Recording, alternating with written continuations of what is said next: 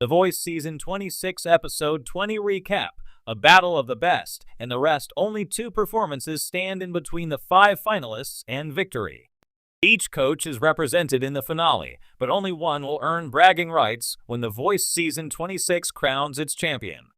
Will it be a rookie or a veteran? With the coaches present to sit back, relax, and pull out their hankies, the remaining five singers are bringing their hearts and souls to the stage. They'll perform two songs each. One will be a ballad. The other will be a little more up-tempo, so a mid-tempo ballad essentially. Gone are the days when singers use their booming vocals to rock out. Alas. The Voice welcomes Snoop Dogg's bestie, Martha Stewart, to the studio for some fun and occasionally cringy banter.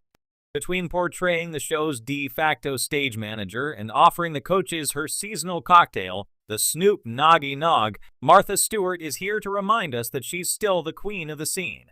Also, to put us in the holiday spirit, Michael Bublé brings us his new holiday single, Maybe This Christmas, alongside his team's knockout mentor, Carly Pearce. It's a cute and sugary sweet song. Bublé is very much in his lane. Will this be a holiday hit on repeat? Likely not. But hey, anything to add to the holiday party playlist is welcome. Now let's get to the contestants. The vets try to help their artists become champions. The Queen of Country is also the current reigning coach on The Voice. Reba McEntire is hoping that she can hold on to her title thanks to her champion, Danny Joseph. For the British import, he shares that it has been a dream for him to be on the show, as it's been a tough year for him. With being diagnosed with an incurable disease and having lost an organ, Joseph represents battling against adversity. To kick off his finale night, he takes on Ain't No Love in Oklahoma by Luke Combs. It's an interesting song choice, but he's catering to a specific demographic, as there are no tried and true country artists in the finale. His performance has a rough edge with the right amount of grit and growl. He introduces the rock edge that has brought him to this point of the competition.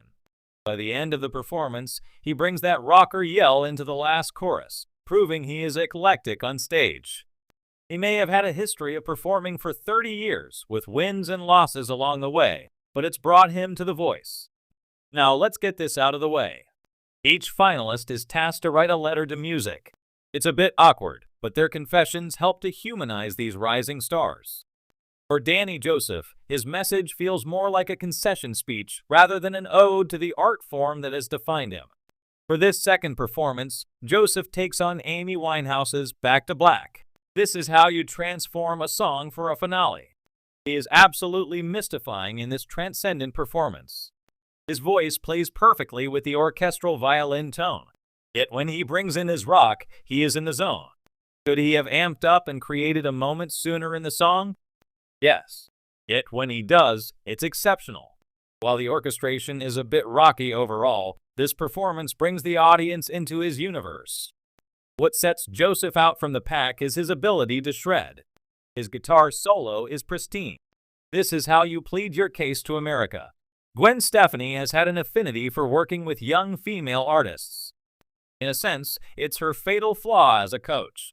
Bringing Sydney Sterlis into the live rounds may have been controversial to some, but in the end, there is something about the young singer that America is responding to.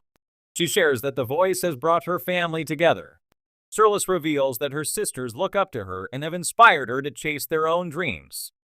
And surprise, her sisters are there to greet her.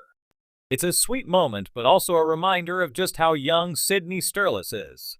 Sydney Sterlis forces viewers to compare her to artists who will ultimately be her competitors. Singing I Miss You, I'm Sorry by Gracie Abrams, Sterlis's desire to be a pop princess is a tad desperate. Her voice is pure on this track. Though it's a sweet performance, it's a tad too melodically monotonous. She's certainly in her folklore era. She shows her youth by the end of the track as she is a bit winded. Once she learns performance stamina, she might be a force to be reckoned with. In a season packed with incredible vocal talent, The Voice Season 26 Episode 20 stands out as a pivotal moment, bringing together the best and the rest for an electrifying showdown. The competition, now deep into the knockout rounds, has whittled down to a select group of artists who are ready to prove they have what it takes to claim the coveted title. With the pressure mounting and the stakes higher than ever, this episode was a mix of jaw-dropping performances, unexpected eliminations, and intense strategy by the coaches. The stage is set as the episode begins. The energy in the room is palpable. Coaches Kelly Clarkson, John Legend, Gwen Stefani, and Niall Horan are sitting in their signature red chairs, poised and ready to guide their teams through another set of knockouts. Each coach still has a diverse roster of singers, ranging from seasoned performers to raw, untapped talent. But with fewer spots available as the finale looms, the competition is fierce. Every artist is aware that even the smallest misstep could cost them their place on the show. One of the most exciting aspects of The Voice is the unpredictability of the knockouts. Unlike the blind auditions or the battles, where coaches directly pair up their team members, the knockouts give each artist the opportunity to choose their own song and show their range. This freedom can lead to either stunning victories or heartbreaking exits, depending on how well the song choice resonates with the judges and the audience. Team Kelly, powerhouse vocals versus quiet confidence. The night kicks off with Team Kelly's first knockout pairing. Kelly Clarkson, known for her powerful vocals and keen ability to spot star potential, pairs two of her strongest contestants. First up is Tasha, a singer whose larger-than-life voice has wowed audiences throughout the season. She opts to perform Whitney Houston's I Have Nothing, a bold choice that leaves little room for error. Tasha's performance is nearly flawless. Her high notes soar, and she channels Houston's emotion with ease. But there's a risk in taking on a song by one of the greatest vocalists of all time.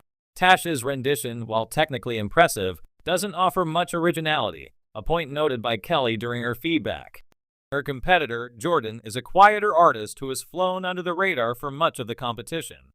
However, his rendition of Bon Iver's Skinny Love is a masterclass in emotional storytelling.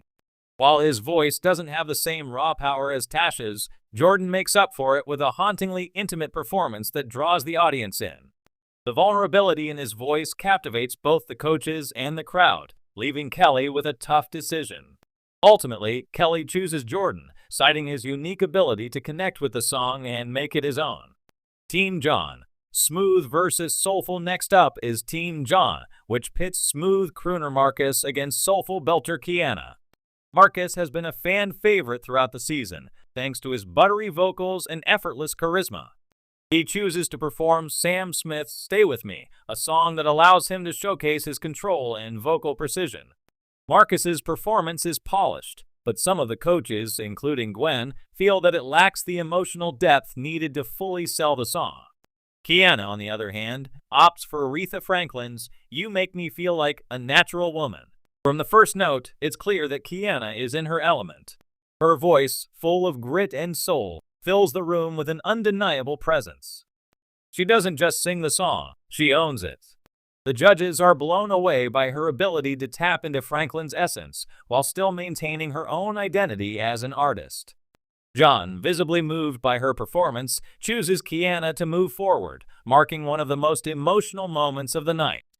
Team Gwen. Unpredictable showstoppers. Gwen Stefani has always been one of the more unpredictable coaches, known for championing artists who don't always fit the typical mold of a pop star. This is evident in her knockout pairing, which features two wildly different performers, indie rocker Drew and pop diva Layla. Drew brings a unique edge to the stage with his rendition of Radiohead's Creep. His gritty vocals and raw intensity make for a memorable performance, one that plays perfectly into his rocker persona.